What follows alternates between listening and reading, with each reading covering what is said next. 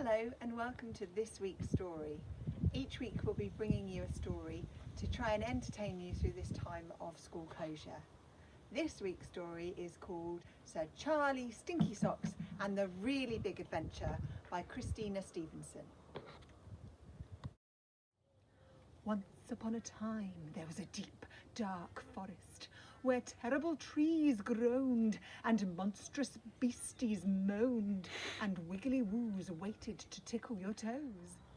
In the middle of the forest, surrounded by thorny bushes, there stood a tall, tall tower with a pointy roof, and at the bottom of the tower was a big wooden door.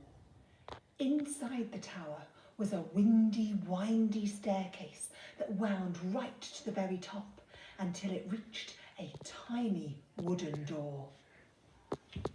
And what was behind that little wooden door? Well, nobody knew because nobody ever went there. The end. At least not until the time when the bold and brave knight, Sir Charlie Stinky Socks, and his fearless cat, Envelope, decided the time had come for a really big adventure. Sir Charlie picked his best sword, packed some sandwiches, a big bottle of water, and a favourite little something for the journey, just in case.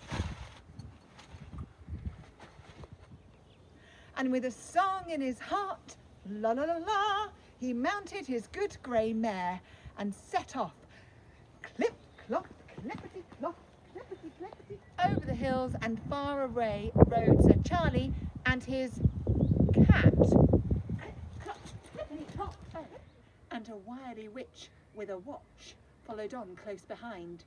At last they came to the deep dark forest, where terrible trees groaned and monstrous beasties moaned. Envelope the cat shivered, and the good grey mare quivered, while the witch with the watch covered her eyes. But brave Sir Charlie stood steady in his boots. "Shh," he whispered to the woods. "'Tis I, Sir Charlie Stinky Socks, and I will sing a song to soothe you." And as Sir Charlie sang his lullaby, the trees stopped groaning, but the terrible beasties kept on moaning. "Stop your moaning," cried the knight. "Come out and catch me if you dare." Out of the darkness crept 6 slobbering beasties. The fearless cat, Envelope, scarpered, and the good grey mare fled. Even the wily witch with a watch trembled behind a tree. But bold Sir Charlie did not turn, brave Sir Charlie did not run. He did what any good knight would do and cut up his sandwiches. The beasties stood and stared. They were hairy, hideous creatures, but they were more scared of Sir Charlie than he was of them. Charlie fed the beasties, and the beasties stopped moaning.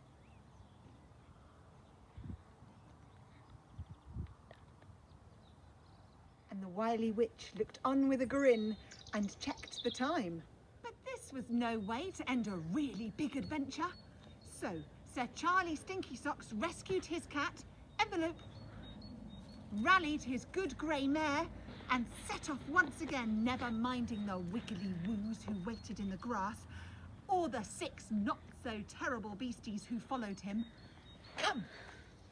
The forest grew thicker and thorny. Luckily for Envelope and the good grey mare, that brave Sir Charlie had his trusty sword. Thwisty thwack, thwisty thwack, thwisty thwack. It was thirsty work, but the brave and bold knight was glad to have his big bottle of water by his side. At last they came to a clearing where the sun threw down its pale yellow light onto a tall, tall tower with a pointy roof. But the light also threw itself upon a long green dragon. He was frightful and fearsome and coughing out fire, and he stomped in a temper around the tower.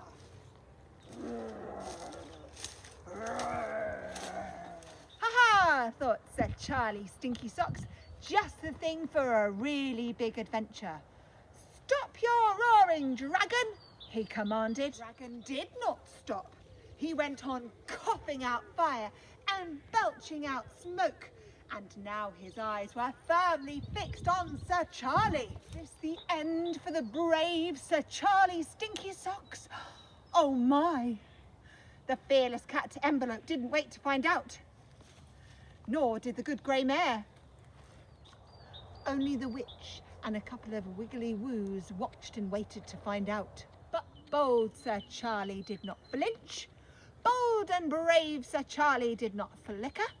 He took out his big bottle of water and kind and clever Sir Charlie Stinky Socks gave that old dragon a long, cool drink.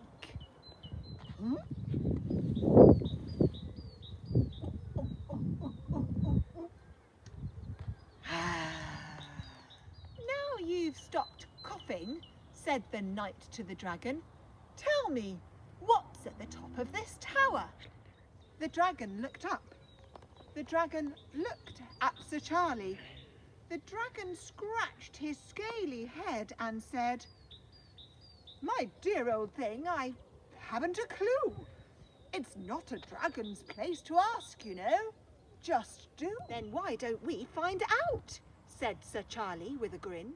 The wily witch took one last look at her watch, jumped for joy, hee-hee, and flew off on her broom as Charlie opened the big wooden door.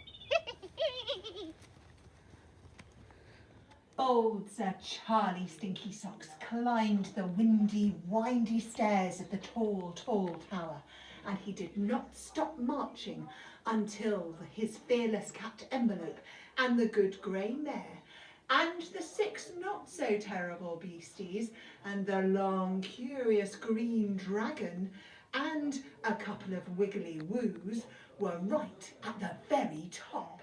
At the top of the tower, he opened the little wooden door and peeped in. A big black cauldron stood in the middle of the room, and stirring it was the wily witch, of course. By her side sat a little princess, weeping and wailing in a pool of tears.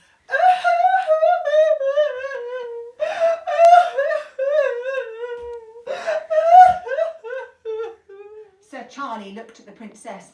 Sir Charlie looked at the bubbling pot. Sir Charlie didn't waste a moment longer. He drew out his trusty sword and bounded over to rescue the little princess. "Stop your weeping," cried the knight. "I am Sir Charlie Stinky Socks, and I am here to save you from the pot." The witch cackled with laughter. "I'm not going to cook the princess," squealed the witch. "I'm cooking the food for her birthday party. It's today at 3, you see. I do it every year, you know. I blow up balloons and decorate the tower, and I send out invitations, hundreds of them. And looky here, it's nearly 3. Yippee!" "Then why are you crying, princess?" asked Sir Charlie. "Because," shrieked the princess, "we live at the top of a windy, windy staircase in a tall, tall tower with a pointy roof, surrounded by thorns and guarded by a fire-breathing dragon. And it's in the middle of a deep, dark forest where wiggly woos wait in the grass to tickle your toes, hungry beasties moan, and monstrous trees groan, so nobody ever comes." "Oh, yes, they do," said Sir Charlie as he flung open the door.